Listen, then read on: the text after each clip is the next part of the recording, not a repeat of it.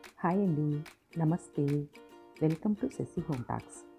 ఈరోజు పాలక్ పన్నీర్ రెసిపీని హోటల్ స్టైల్లో ఎలా ఈజీగా చేసుకోవాలో సింపుల్ మెథడ్లో చూపిస్తాను. అయితే మొదట కావాల్సింది స్టవ్ వెలిగించేసి ఒక ప్యాన్ కానీ ఇలా గిన్నె కానీ పెట్టేసి నీళ్లు వేడి పెట్టేసేయండి. అందులోకి నేను ఈరోజు 8 to 10 మెంబర్స్ కావాల్సిన పాలక్ పన్నీర్ని చేస్తున్నాను. మొదటగా స్టవ్ వెలిగించేసి ప్రెషర్ ప్యాన్ను పెట్టాను. అందులోకి 3 to 4 స్పూన్స్ నూనె వేసేసి కారానికి తగినట్టు పచ్చిమిరపకాయలు, కొన్ని వెల్లుల్లి రెబ్బలు, ఒక చిన్న ముక్క అల్లం వేసాను. ఆ తర్వాత 6 ఉల్లిపాయల్ని కాస్త పెద్దగా కట్ చేసి వేసుకోండి. 4 టమాటో ముక్కల్ని కట్ చేసి ఉంచుకోండి. ఉల్లిపాయలు వేసాక కాస్త దోరగా వేయించుకోవాలి. కొంచెం కలర్ వస్తే చాలండి.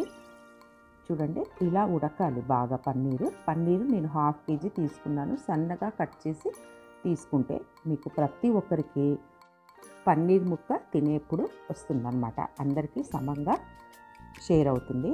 ఆ తర్వాత ఉల్లిపాయ ముక్కల్ని కాస్త లైట్గా వేయించుకోండి. వేగిన తర్వాత టమాటో ముక్కల్ని అందులో వేసి బాగా కలిపేసుకోండి. ఇది గ్రేవీ కోసం ప్రిపరేషను. సిమ్లో పెట్టేసి ఒక 5 నిమిషాలు అలాగే ఉంచేసేయండి.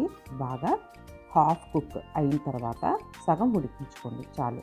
కొంచెం నీళ్లు వేసేసి బాగా కడిగిన పాలకూరని తీసుకోవాలి. పెద్ద కట్టలు అయితే 3, చిన్న కట్టలు ఒక 15 వరకు తీసుకున్నాను.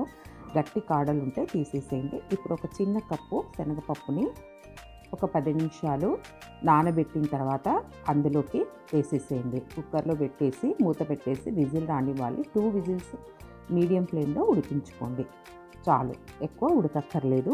ఇప్పుడు ఆకుల్ని, వెజిటబుల్స్ అన్నీ తీసేసి ఒక బౌల్లోకి మనము మార్చుకోవాలి.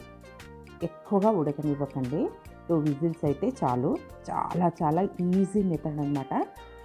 ఖచ్చితంగా మనకు స్టార్ హోటల్లోనో ఏదైనా ఫేమస్ హోటల్లోనో తిన్న ఫీలింగ్ అయితే వస్తుంది. చాలా హెల్దీగాను ఉంటుంది. ఆరోగ్యానికి కూడా చాలా మంచిది. ఈ నీళ్ళు అయితే పడేయకండి, అలాగే ఉంచుకోండి. ఇప్పుడు బాగా ఆరనిచ్చుకోవాలి. ఆరిన తర్వాత మిక్సీలో వేసి మెత్తగా పట్టుకోవాలి. ఆరకుంటే అంటే వేడిగా ఉంటే మిక్సీ పాడవుతుంది, బాగా చిందుతుంది. దానికోసం మనము ఆరబెట్టుకోవాలి. కొంచెం గోరువెచ్చగా ఉన్నా పర్వాలేదు. ఇలా మీరు ఎవరైనా చేశారా? ఈ మెథడ్లో చాలా టేస్టీగా ఉంటుందండి. చాలా ఆరోగ్యంగా ఉంటుంది. చాలా క్రీమీగా వస్తుంది పాలక్ పన్నీర్ డిష్. చూడండి, మంచి కలర్ అయితే వచ్చింది కదా.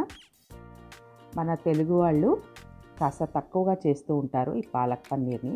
నేనైతే రెగ్యులర్గా చేస్తానండి. ఇలా చేసి చూడండి, చాలా బాగా వస్తుంది. మొదటిసారి చేసినా సూపర్గా వస్తుంది. ఇప్పుడు మరి స్టవ్ వెలిగించుకొని ఒక గట్టి బాణలి పెట్టుకోవాలి. అందులోకి 2 to 3 స్పూన్స్ నూనె వేసేసి ఒక చిన్న స్పూన్తో 3 స్పూన్స్ జీలకర్ర పొడి, ఒక 3 స్పూన్స్, ఒక 4 స్పూన్స్ ధనియాల పొడి, ఒకే ఒక్క స్పూను హోమ్ మేడ్ గరం మసాలాని మరియు పసుపు, కారపొడిని వేసుకోవాలి. కారపొడి వేసుకున్నప్పుడు మనం ఎంత కారం తింటామో ఆలోచించుకొని వేసుకోవాలి. మొదట పచ్చిమిరపకాయలు వేసాం కదా గ్రేవీలోకి.